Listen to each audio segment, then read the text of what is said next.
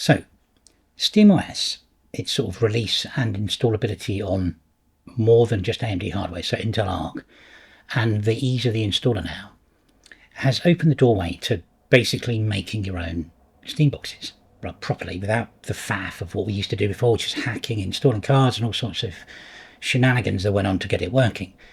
So obviously they've got their Steam box out there, and that's great, you know, but I mean, to me, the real story is opening up the OS. Now, as I've sort of covered in other videos, it's a little bit restrictive. It's an atomic installation, so you can't do as much as you normally could to something like Mint or Ubuntu to it, but there's plenty you can do. And the whole idea behind it, it's like, imagine if you had an Xbox or a PlayStation 5 that you can modify, like really modify, as opposed to a PlayStation 5 and Xbox. You can't really do too much. You can add what they've agreed you can add. So, you know, for me, the idea of a Steam box fundamentally is, yes, you can have it on your desktop, but the real place you want it is by the telly, so that you can just come in, launch your system, play your games, and then even just turn the channel off. But also, you want it as a media center. So you finish playing games, you want to watch a movie. Say you've got like loads of movies locally on hard drives and stuff. I mean, people do all this, but it means that you can play your movies or even watch streaming channels and things like that. So I sort of alluded to this in another video. I've built like a really simple installer to give you like a Jellyfin server on the box, then also the players and the Steam interface. So once you've got it set up, you've literally got your gaming platform and you've got a media server all in one box. And I mean, obviously external hardware, spinning disk hard drives are a lot cheaper than SSDs. So you can keep your games library on that, or you can keep your games library on an SSD on there, but then the other drives you can attach to the system, even externals, you can have them, like a 10 gig, 10 terabyte, spinning disk that you can have with your films or whatever you've got, whatever media you want to keep and play. I mean, I know a lot of people in the States are allowed, I think you're allowed to time shift and stuff like this or whatever.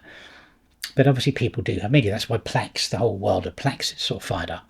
Anyway, so what we're going to do, we're going to jump into Steam. We're going to go onto my Git quickly, install this Jellyfin setup, and then you can just see it. And I've tried to make it as simple as possible so that you can literally, you've done your Steam install, you can install this, and you're basically ready to go, and you've got your films and your whatever. So with that said, let's dive in.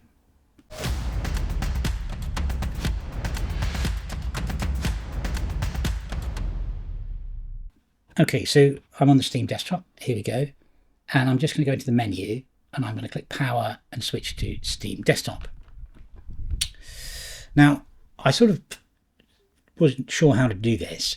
It was like, do you leave? I mean, obviously the Jellyfin server doesn't really take much horsepower when it's running in the back. So I've left it. It sort of runs in the background all the time.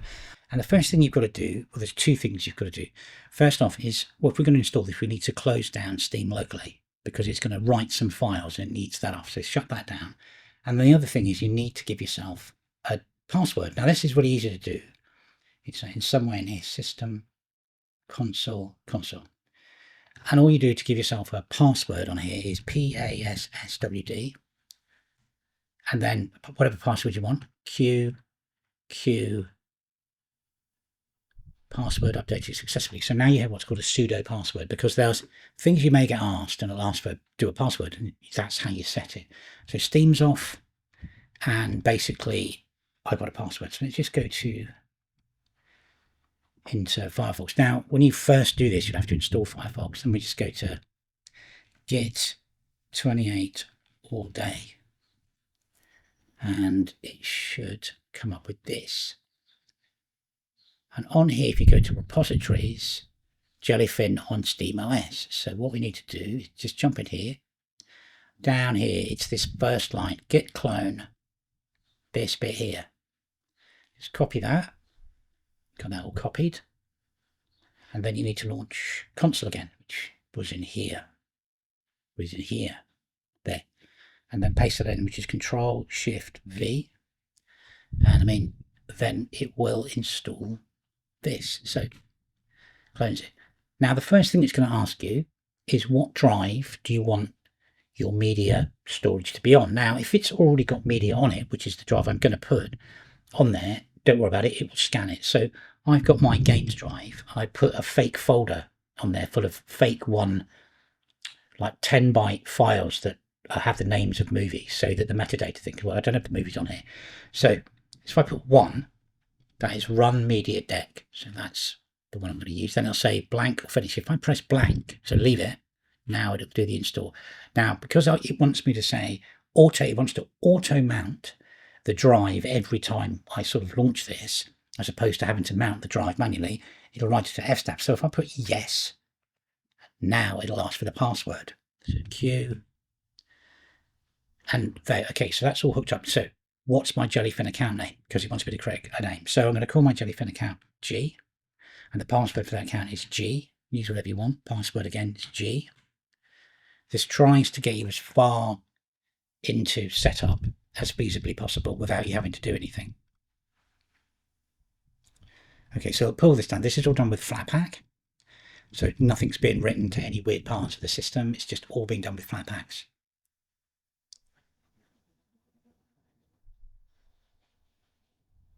And it'll pull that down.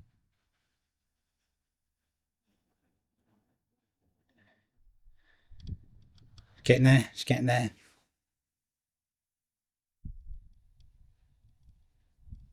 And that's the last bit. Is it nearly there? Writing it all, starting the server, and if you see up here, it's got Jellyfin and Jellyfin server. Okay, all done. Installing some extra bits for you. And the reason you need to have Steam switched off when you do this part is because it writes the artwork in automatically for you, so it needs Steam to be switched off to do this. So here we go. Yeah, it's great. It's done a little thing called pod. It's like a pod, like a Docker container. So it sits on your system and it runs like independently. That's what all that was there. Writing all this in. And it'll get that. I just thought this was the idea why to do this. It's like you've got your games rig and it's on the telly. I mean, you can do this because Steam's so accessible for like AMD integrated graphics. You can do Intel integrated graphics, but as I've been saying in my other videos, you can now get art cards, and art cards are stupidly cheap. Get 5070, 5080, even the A cards. Get one of the smaller ones, get it in the system, and make yourself a box. So, okay, so that's all done. Now, I'll close that, and just to start off with, I need to go in and assign my folders. So if I click on Jellyfin server, right, my username, which I put was G, put that in G, and then sign in. Okay, and there's my server. So the first thing I'm going to do is set up a library. So libraries, click, I don't have one, allow, add a media library, and I'm going to add a movies library. And then you have to add the folder where it's connected. Now remember, I've connected to my external games drive, plus, and it'll be in media. Now that's showing you the whole of this, what's on my drive here, all my files. So I'm down here, I've got a thing called Jellyfin test movies, which is where your media would be. I'm going to click OK. OK. And now it's going to start to scan. So I'm all done with that part. Basically, I've got my media's connected. It's in my movies folder. So I want to go and watch a movie. So this is really easy. So now, if I'm you'd run the machine mainly in games mode. So let's go to games mode. Now, obviously, you can do this with your Xbox controllers or your Steam controller. You have to tap around in it. Here we go. Now, to get it up, so that you see it the first time, go to Steam, Library, and then you've got non-Steam games. Add a Chrome shortcut, don't want that, not now. And there's Jellyfin. So if I click on this, it comes up, ready to go, play. Now, you only have to do this first bit once. So you put in your username and your password the first time, sign in, and there you go. So these are all these 1-bit movies that I made. It's automatically pulled them in. So if I click on La La Land, it'll try and play it. It's pulled all that media in, but there's no movie. It's just black. I just used the metadata, the name of the file, so they can find it. And then to come out of this, you can scroll up to the top, hit that one, and then exit application. And then you're out. And then, if you want to get back to it, play. It should remember now you're logging. Yep. That's done. So you just come out of it, exit application, and there you go. So Steam power, switch to desktop.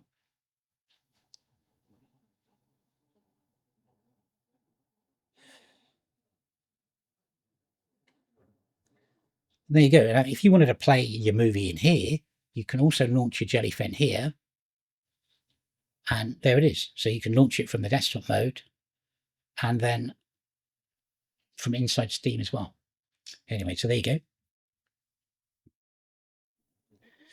So there you go. So that's like, this was the completion, closing the loop with this thing. So I've got a brilliant OS to run my games on, do gaming and everything like that. And if I want to watch movies and stuff like that, and obviously if you know the Jellyfin ecosystem, there's tons of extra bits you could add to that. But I just thought it was a really simple install you can do. Get yourself up and running. So you've now got your media and you've got your games. And then obviously this is not part of the atomic installation, so this should survive. And there's nothing detrimental on there that removes it. I've also put an uninstall script up there on Git, so you can uninstall your Jellyfin server if you want, and just remove it. It won't touch your media. But I mean, obviously that's the media management part is the tricky bit. It's like you don't really want it on your internal drive. Put it on an external. If you do that STAB mounting part, it will always remember it. And then off you go. So there you go. So that's a really simple way to have a media server on SteamOS. I hope that's useful. Like and subscribe, and thanks for watching.